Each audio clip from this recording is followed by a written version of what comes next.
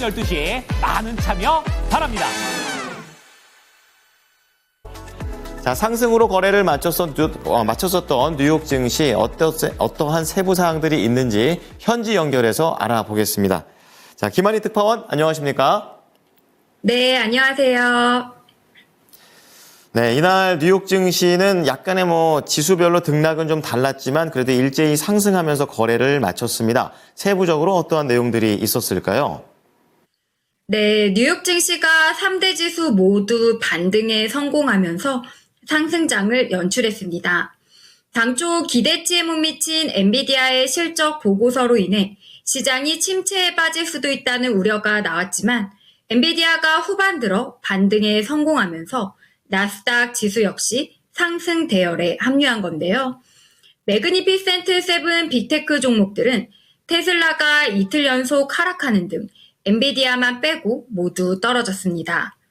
뉴욕 증권거래소에서 다우존스 30 산업평균 지수는 전 거래일 대비 1.06% 올랐고 S&P 500 지수는 0.53%, 나스닥 지수는 0.03% 오른 채 거래를 마쳤습니다. 어제 3분기 실적을 내놓은 엔비디아는 종잡을 수 없는 주가 흐름을 보였습니다. 어제 장마감 후 실적을 내놨을 때는 시간의 거래가 4% 안팎 하락했는데요. 분기 성장률이 지난 1년 동안 추세에 못 미친다는 지적이 나오면서 실망, 매물이 나온 겁니다. 하지만 오늘 오전장엔 1% 하락세로 출발해 오후 2% 가까이 상승했다가 마감엔 0.53% 상승하면서 4분기 실적 전망 기대감이 사라지지 않았다는 사실을 확인시켰습니다. 3분기 실적은 시장 예상치를 웃도는 등 양호했는데요.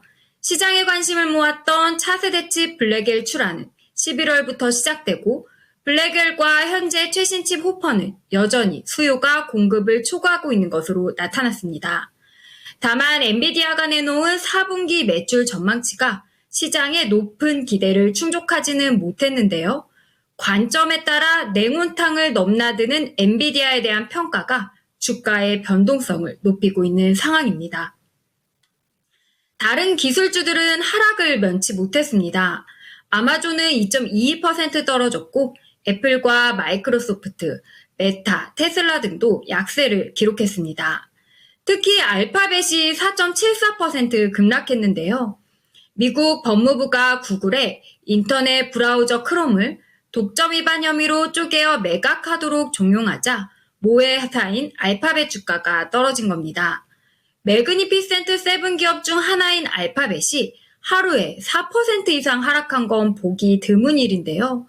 법무부는 크롬 매각 요구에 대해 구글이 중요한 검색 액세스 지점을 영구적으로 통제하지 못하게 하고 경쟁 검색 엔진들이 많은 사용자들에게 인터넷 게이트웨이인 브라우저에 액세스할 수 있도록 허용할 것이라는 의미를 밝혔습니다. 네. 자, 구글이 이렇게 크게 밀리게 되면서 나스닥에도 악영향을 좀 미쳤습니다. 자, 그런 가운데 이날 미국에서는 지표들이 또 발표가 됐었는데 지표가 좀 많이 발표된다고 미리 사전 예고를 또 해주시기도 하셨어요. 간밤에는 어떠한 내용들이 나왔습니까? 네, 매주 발표되는 고용 지표인데요.